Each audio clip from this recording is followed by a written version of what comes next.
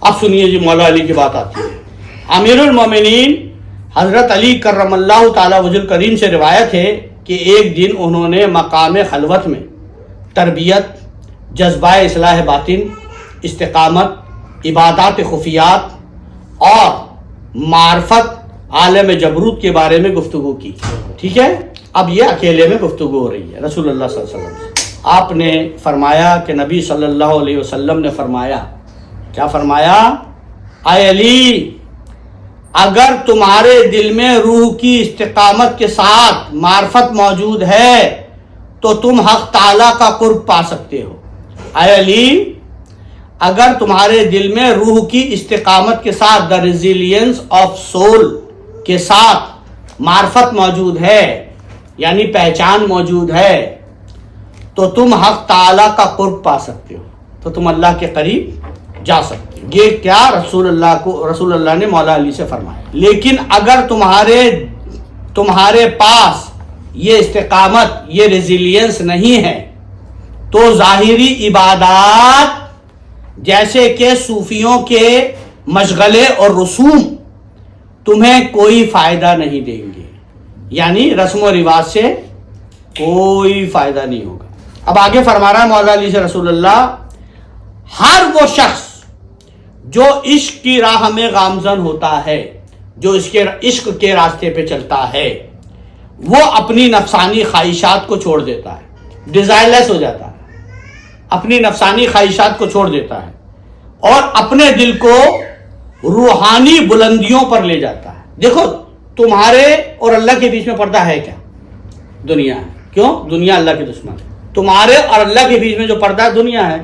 اگر تم نے دنیا کا لا الہ کر دیا تو پھر الا اللہ بہت آسان ہے. بس وہ لا مشکل ہے، کیونکہ اس میں جو لا ہوتا ہے لا الہ میں، لا الہ میں ایسا نہیں کہ پوری دنیا آپ اپنے دل سے نکال دی، نہیں، آپ کا وجود بھی اس دنیا میں شامل ہے.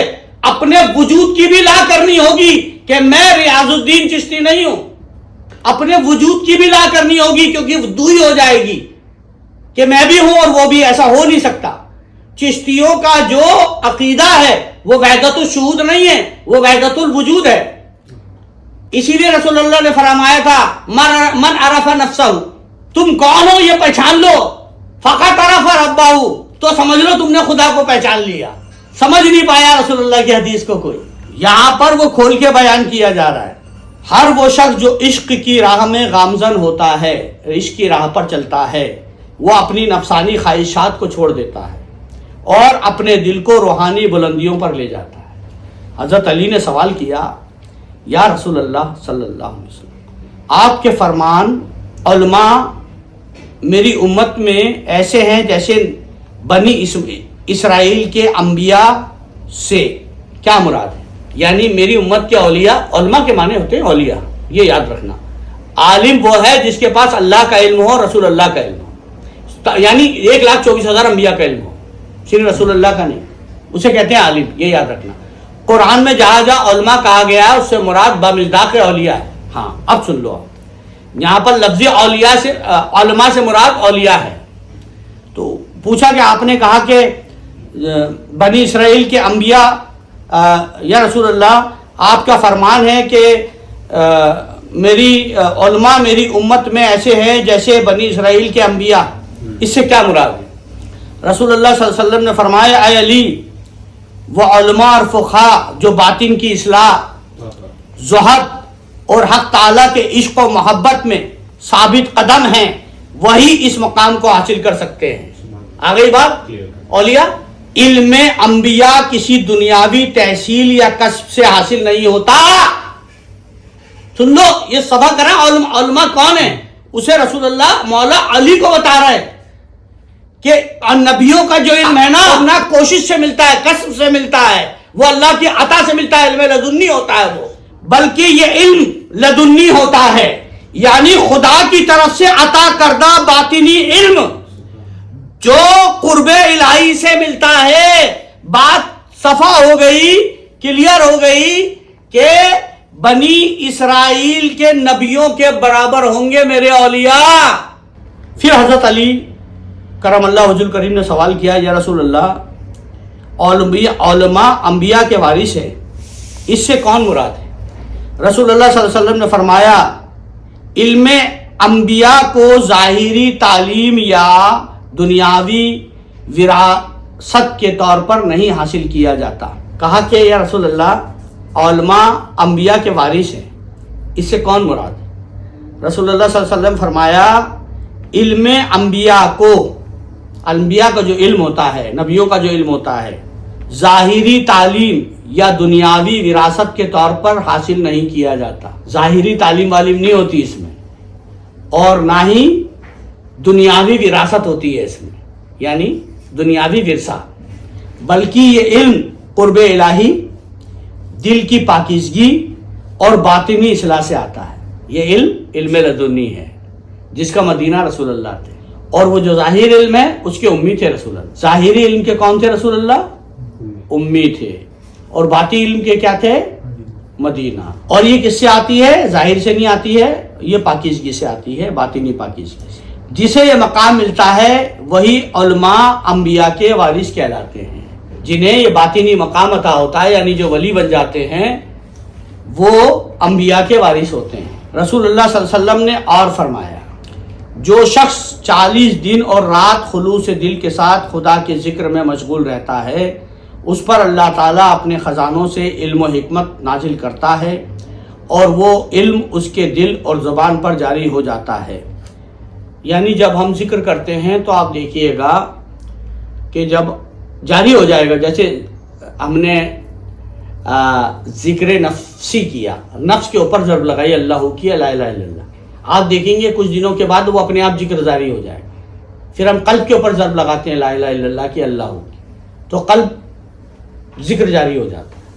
وہی رسول اللہ فرما رہے ہیں کہ اور وہ علم اس کے دل اور زبان پر جاری ہو جاتا ہے۔ ایسے لوگوں کو خدا اپنے اسرار کی کنجی عطا کرتا ہے، اپنے رازوں کی چابی، ایسے لوگوں کو کھلے عام ولایت کا ذکر ہے، اپنے رازوں کی چابی دیتا ہے، اور وہ اپنے علم و حکمت سے دوسروں کی رہنمائی کرتے ہیں۔ پھر وہ اپنے علم اور حکمت سے دوسروں کی رہنمائی کرتے ہیں۔ جیسے مرشدین، اے علی جان لو کہ اللہ سبحانہ و تعالیٰ نے ہم پر دینی فرائض، عبادات کی تجلیات اور امت کے کمزور افراد کی ذمہ داریاں عائد کی ہیں۔ دیکھ لو میں کیا کہتا ہوں، اگر آپ کما رہے ہو تو آپ سوچ رہے ہو کہ تو میرا کام ہے، میرے مال میں سے کسی اور کو کیوں دوں؟ غلط ہے، دو گے تو بڑھے گا، کیونکہ جو قسمت کے ہیٹے ہیں، اللہ نے کچھ بد نصیب بھی بنائے، بدبخت بھی بنائے۔ اللہ نے کہا میں نے بد نصیب بھی بنایا، خوش نصیب بھی۔ ان خوش نصیب اور بد نصیب اللہ نے کیوں بنائے اپنے بندوں میں؟ ان کو دیکھنے کے لیے کہ جن کو میں نے خوش نصیب بنایا ہے وہ خود غرض تو نہیں ہے، کیا وہ میرے بنائے ہوئے بد نصیبوں کی مدد کر رہے ہیں کہ نہیں کر رہے ہیں؟ اور احسان جتا کے نہیں کرنی ہو مدد، دل و جان سے کرنی ہے۔ تو یہاں پر وہ بات ہے کہ علی جان لو کہ اللہ سبحانہ و تعالیٰ نے ہم پر دینی فرائض، عبادات کی تجلیات اور امت کے کمزور افراد کی ذمہ داریاں عائد کی ہیں۔ امت کے کمزور لوگوں کی ذمہ داریاں ہمارے اوپر ہیں، لیکن دوسرے انبیاء کے لیے پوشیدہ عبادات، خفیہ عبادات اور باطنی اصلاح کے علاوہ کوئی اور راستہ نہیں تھا۔ کیا فرما رہا ہے؟ لیکن دوسرے انبیاء کے لیے جو مجھ سے پہلے ہوئے تھے، ان کے لیے پوشیدہ عبادات یعنی خفیہ عبادات اور باطنی اصلاح کے علاوہ کوئی اور راستہ ہی نہیں تھا۔ انہیں خفیہ عبادات کرنی پڑتی تھی اور اپنے باطن کی اصلاح کرنی پڑتی تھی۔ حی علی الصلاۃ، یہ کہتا ہے نا مؤذن، آپ دوڑے دوڑے جاتے ہو، دیکھنا مکہ مدینے میں کبھی اس نے بولا حی علی الصلاۃ، آپ دوڑتے ہوئے گئے، کیوں؟ نماز کے لیے بلا رہا ہے، نماز کے لیے نہیں بلا رہا ہے۔ اللہ کہہ رہا ہے کہ تو اعلان کر کہ اپنے قلب کی صفائی کر، اصلاح کر، اپنے باطن کی اصلاح کر، اصلاح کرنے یہاں پر آ، اللہ کے سامنے کھڑا ہو۔ لیکن دوسرے انبیاء کے لیے پوشیدہ عبادات اور باطنی اصلاح کے علاوہ کوئی اور راستہ نہیں تھا۔